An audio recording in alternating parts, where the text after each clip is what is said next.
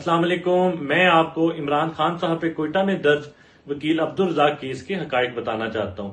وکیل عبدالرزاق کا جب قتل ہوا تو بطور وکیل ہمیں انتہائی دکھ ہوا، لیکن بعد ازاں جب اس بات کا علم ہوا کہ کس طرح اور کیسے عمران خان صاحب کو زبردستی اس کیس میں نامینیٹ کروایا گیا ہے، تو ہمارے ساتھ پوری وکلاء کمیونٹی اس بات پہ حیران تھی کہ کس طرح قانون کا مذاق بناتے ہوئے عمران خان کو اس کیس میں پھنسایا جا رہا ہے. سے پہلے میں آپ کو بتانا چاہتا ہوں کہ وکیل عبدالرزاق کا تعلق ایک ٹرائبل ڈسٹرکٹ ڈیرہ مراد جمالی سے تھا، جدھر ان کی مقامی طور پہ 3 ٹرائبلز میں دشمنیاں تھیں، جس دشمنی کی بنا پہ کئی افراد کا قتل ہو چکا ہے. لیکن جب ان پہ قتل کے الزام لگے تو مقامی لوگوں نے، جن کے ساتھ ان کی دشمنی تھی، انہوں نے سڑکیں بند کی، پروٹیسٹ کیے ان کے خلاف، جن کی تصاویر بھی موجود ہیں اور ریکارڈ کا حصہ ہیں.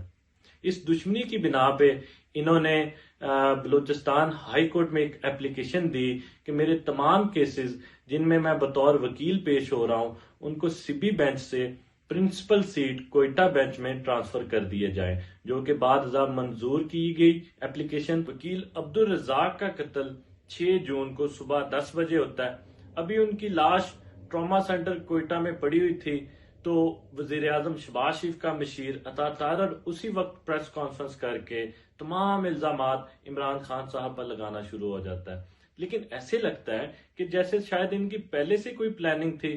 پھر وکیل صاحب کی دوسری بیوی نے قتل کے کچھ دن بعد مقامی طور پہ میڈیا سے بات کرتے ہوئے لوگوں کو بتایا کہ میرے خاوند کی دشمنی تھی اور انہی کی فیملی نے ان کو قتل کیا ہے. اب سوال یہ ہے کہ عمران خان صاحب کو ضمانت کے لیے بلوچستان اور کوئٹہ جانا چاہیے، کیونکہ بلوچستان کی امن و امان کی صورتحال بہت ہی خراب ہے.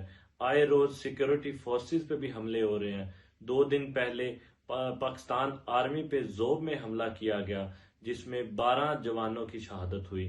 تو ہم نے بلوچستان گورنمنٹ کو اس سے پہلے بہت دفعہ اپروچ کیا ہے کہ عمران خان صاحب ضمانت کے لیے آنا چاہتے ہیں، ان کو سیکیورٹی فراہم کی جائے، لیکن ان کی طرف سے کوئی خاطر خواہ جواب نہیں دیا جا رہا. عمران خان صاحب نے ہمیشہ قانون کی حکمرانی، آئین کی بالادستی اور انسانی حقوق کے لیے 27 سال سٹرگل کیا، اور اس ساری سٹرگل میں آج تک کوئی قانون نہیں توڑا، ہمیشہ انسانی جان کی قدر کی ہے. اس کے باوجود 180 کے قریب کیسز بنا دیے گئے. روز کسی نہ کسی عدالت میں خان صاحب پیش ہو رہے ہوتے ہیں، روز کسی نہ کسی پولیس کے دفتر جا کے انویسٹیگیشن جوائن کر رہے ہوتے ہیں. تو اس کیس میں، عبدالرزاق کیس میں، خان صاحب کو کیسے جھوٹے اور بے بنیاد طریقے سے ملوث کیا جا سکتا ہے؟